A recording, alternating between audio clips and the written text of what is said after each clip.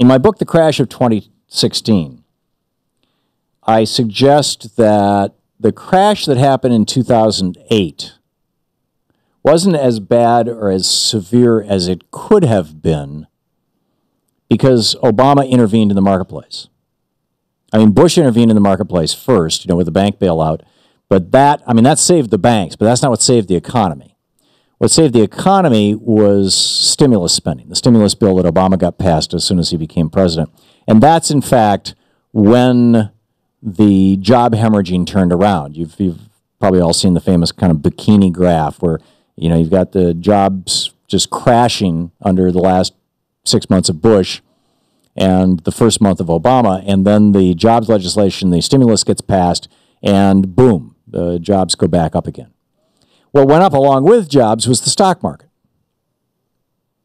The Standard & Poor's, there's two major ratings for the stock market, S&P and the Dow.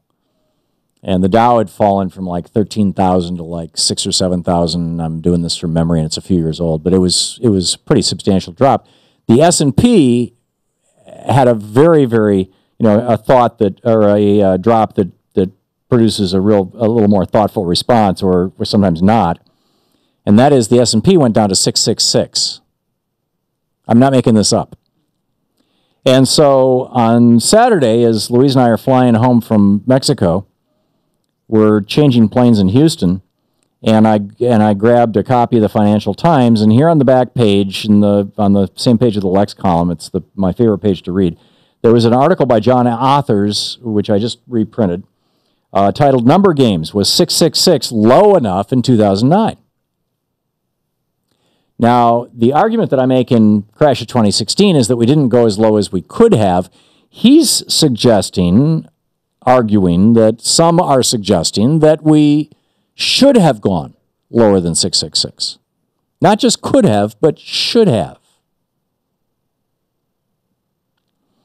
He quotes stock market historian Russell Napier, and he says, you look at the four great U.S. market bottoms, 1921, there's a big crash right after Harding was elected and dropped the top tax rate. There was a big crash in the bottom of the market. Okay, these are market bottoms. The bottom of the market was, actually the market crashed before 21. So anyhow, in 33, you had the crash that started in 1929. It hit bottom in 33. You had a crash in right after World War II in 47 or 48 that hit bottom, maybe 46, that hit bottom in 49, and you had a crash in 1982 that only lasted a year or so, the early Reagan crash.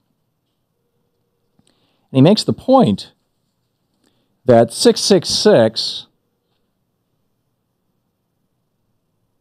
was only 14% below the long-term average of these stocks, what's called Tobin's Q, the stock market ratio, the value of the stock to the stock market's ratio of the total replacement value of all of its assets. And it's a fancy way of saying they came up with this formula, and 666 was 14% below that, but in all the other stock market crashes, the low was 50% below that.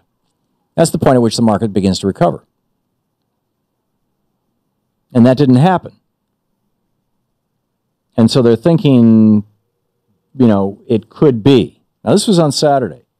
Today, Monday, we've got Seth Klarman, one of the most famous investors in the world. He's so famous that the book he wrote on investment that is no longer in print sells secondhand on Amazon for $2,900 a copy. He made $4 billion for his clients last year. He's referred to by the Financial Times as one of the world's most respected investors. Baupost Group is his hedge fund. It manages $27 billion.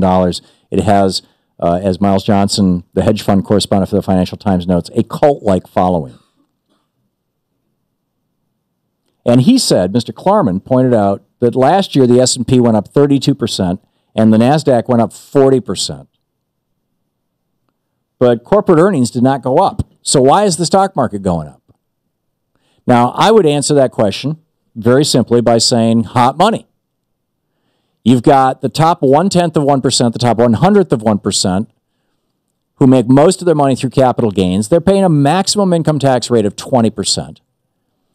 And many of them are paying far less than 20%. Look at Mitt Romney. They pay virtually nothing at all. And in many years, they pay nothing.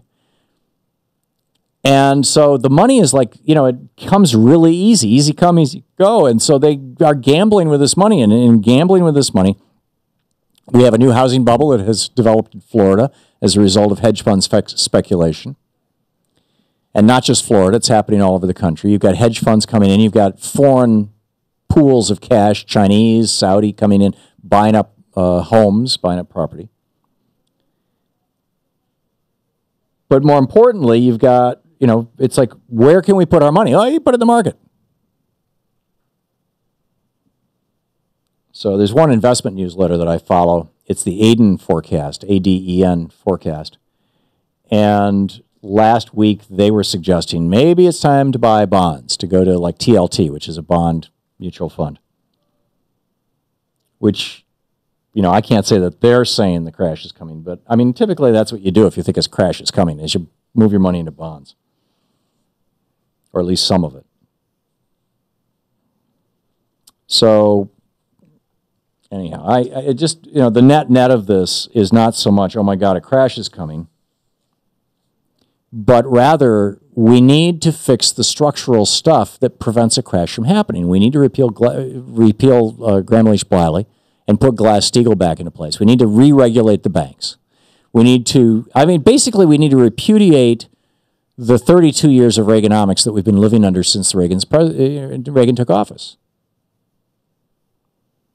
He stopped enforcing the Sherman Antitrust Act. We need to start enforcing it. We need to break up the big banks, break up the big media companies, break up the big industrial combines, break up the big pharmaceutical, break up the big food companies, break up big ag. You name the industry or sector, and it has come to be dominated by fewer than 6 companies.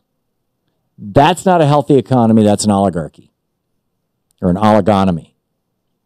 And it needs to be broken up. And we need to re-regulate our banks.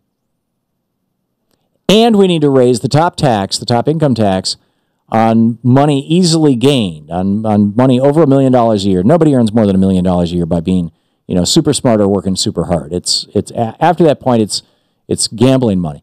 We need to raise that top income tax rate above 50%, which history tells us stabilizes markets. And we need to put a very small transaction tax on every stock sold or bought to stop the 70% of the activity in the stock market, which is being run by computers in New York City. This program trading.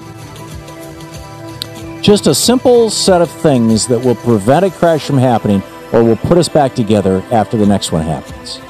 But I'm telling you, get ready.